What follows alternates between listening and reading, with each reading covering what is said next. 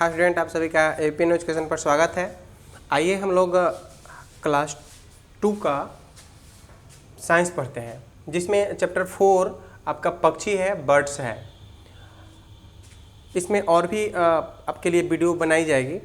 ये आपका first part है, जिसमें हम लोग पक्षी के शरीर के बनावट के बारे में देखेंगे और यह जानेंगे कि पक्षी कैसे उड़ते हैं और आखिर उनको उड़ने में कौन सहायता प्रदान करता है। तो चलिए हम लोग स्टार्ट करते हैं। देखिए, जैसे पक्षी का नाम सुनते ही आपके जहन में कुछ पक्षी का नाम आते होंगे। जैसे तोता, प्रत्येक घरों में इसको पाला भी पोसा भी जाता है और वह जो होता है वो किसी के आवाज़ को नकल करने में माहिर होता है। अगर आप उसको सिखा देते हैं, जैसे तोता और मैना, ये दो पक्षी ऐसे हैं जिनको अगर आप सिखा देते हैं तो आसानी से दूसरे के बातों को नकल कर देता है। तो बहुत अच्छा है। और भी ऐसे पक्षी होते हैं जो हमारी बातों को नकल करते हैं। आइए हम लोग उसके बारे में देखते हैं कि किस तरह की उसके शरीर की बनावट होती है कि वह आसमान में तैर सके, उड़ सके।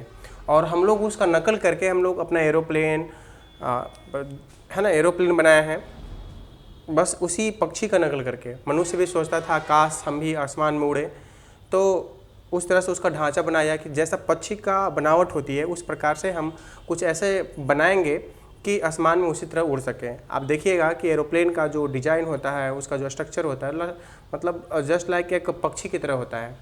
तो आइए हम उसके बारे में देखते हैं। देखिए, उसके बनावट के अगर बारे में बात करें तो तीन भाग में उसको बांट सकते हैं। उसके पूरे शरीर को 3 भाग में बांट सकते हैं। आपका एक सिर हो गया, दूसरा आपका धड़ हो गया, ट्रंक हो गया, और तीसरा आपका पूँछ हो गया। तो सबसे फर्स्ट का हम बात करते हैं, उसके सिर की बात करते हैं।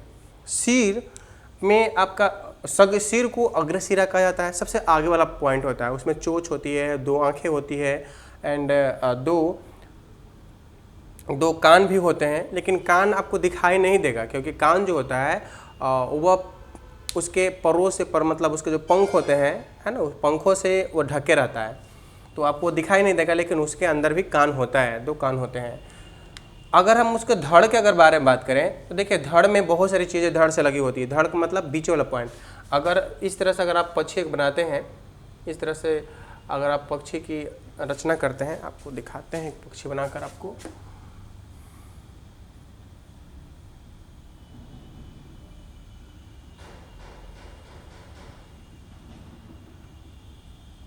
ठीक है, इस तरह से मान लेते हैं कि पक्षी है, 2 एक आँख हो गया, है ना, और इस तरह से यहाँ पर, और इसके पूक इस तरह से जो है, इस तरह से इसके पंख होते हैं, पर होते हैं।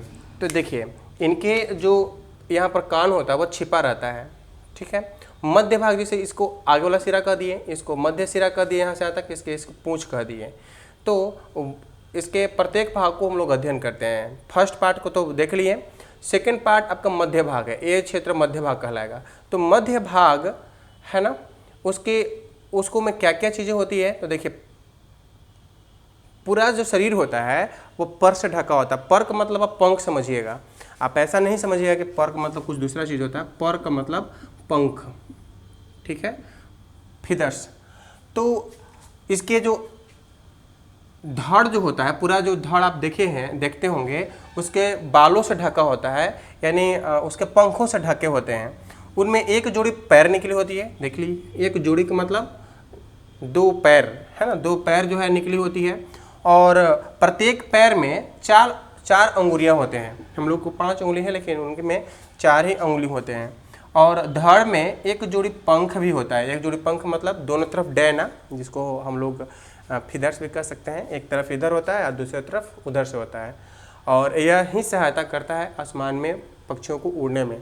ठीक है, तो इस तरह से धड़ की बनावट होती है। मध्य भाग इसका कहलाता है। धड़ जो होता है पैरों से ढका होता है, एक जोड़ी उसमें पैर होते हैं, और पैर में 4 उंगलियां होते हैं, और उनमें एक जोड़ी पंख होता है। ठीक है, पूँछ के अगर बारे में बात करते हैं तो पूँछ को हम लोग इंग्लिश में टेल कहते हैं, टेल। एंड पिछला भाग होता है, देख लीजिए, यह जो है वो पक्षी का सबसे पिछला भाग है। अब इसका काम क्या होता है, तो देखिए, इसका काम होता है पहला तो दिशा का ज्ञान करना, है ना, वही बता देते हैं कि दिशा आप किस तरह से उड़िएगा, कहाँ उड़िएगा, ऊपर की दिशा कि नीचे की दिशा, ये सब तय करता है कौन, आगे पीछे ये सब दिशा तय करता है कौन, तो उसके पूंछ, पीछे वाला पूंछ जो होता है वो। और इधर उधर मोड़ने में भी वह क्या करता है, तो सहायता प्रदान करता है कि नहीं। आप नाव में देखे होंगे पतवार जो होता है पीछे में होता है नहीं, और पतवार से ही हम लोग पूरे नाव का डायरेक्शन पता करते हैं। आपका एरोप्लेन में भी पीछे वाला पोर्शन जो होता है वो बहुत ही महत्वपूर्ण हिस्सा होता है। कहा जाता है कि उसी पर पूरा का पूरा एरोप्लेन का लोड होता है। और खैर उसमें तो बहुत सारे टेक्नोलॉजी हैं, बहुत सारे ऐसे सिस्टम हैं जो उसके दिशा निर्धारण करते हैं, हर एक चीज़ को देखते हैं। आखिर पक्षी उड़ते क्यों हैं, उसका कारण क्या है, तो देखिए उसकी शरीर की बनावट इस तरह से होती है और उसमें है ना, उसके शरीर के पार्ट्स में, उसके भाग में इस तरह से संरचनाएं होती है कि आसानी से वह आसमान में उड़ सके। तो आइए उसके बारे में भी हम लोग अध्ययन करते हैं।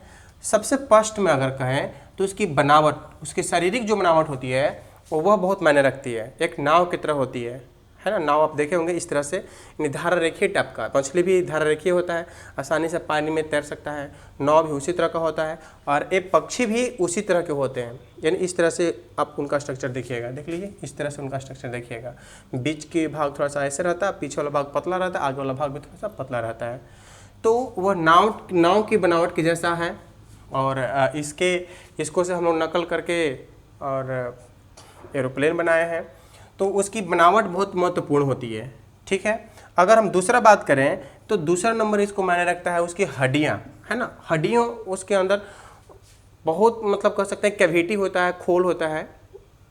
उसके अंदर जो है कोई मांसल पार्ट नहीं होता, कठोर नहीं होता है, खोखला होता है। हड्डियाँ जो होती है उसकी वो खोखली होती है एंड क्या होती है, तो हल्की होती है। अब मान लेते हैं कि भारी रहेगा तो क्या आसमान में उड़ पाएगा, उतना वजनदार चीज़ तो उड़ेगा नहीं। तो उसकी जो हड्डियाँ होती है क्या होती है, तो बहुत ही हल्की होती है और खोखली होती है अंदर में। और हड्डियों की गुहा का मतलब कैविटी, जिसको खोखला बोल रहे हैं ना, वही आपका कैविटी है। तो खोखली जो हड्डियाँ होती है उसके अंदर क्या भरे होते हैं, तो उसके अंदर जो है हवा यानी वायु भरा होता है, ठीक है।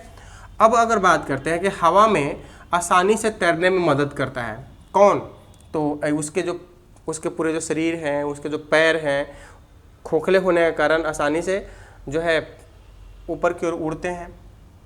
उड़ने के लिए एक जोड़ी पंख भी होता है, बिना पंख के तो वो उड़ नहीं सकता है, पंख तो रहना जरूरी है।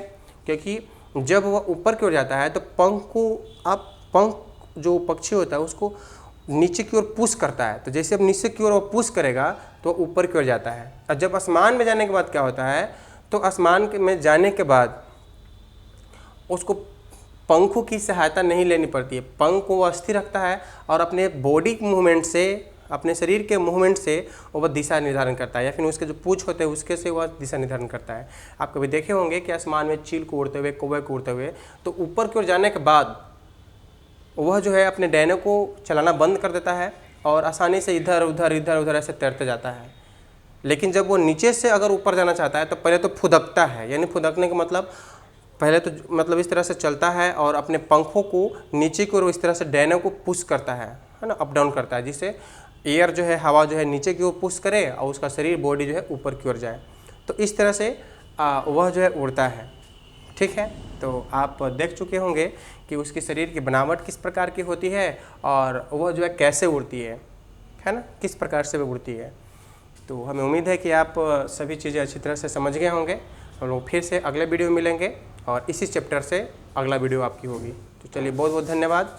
Thank you so much.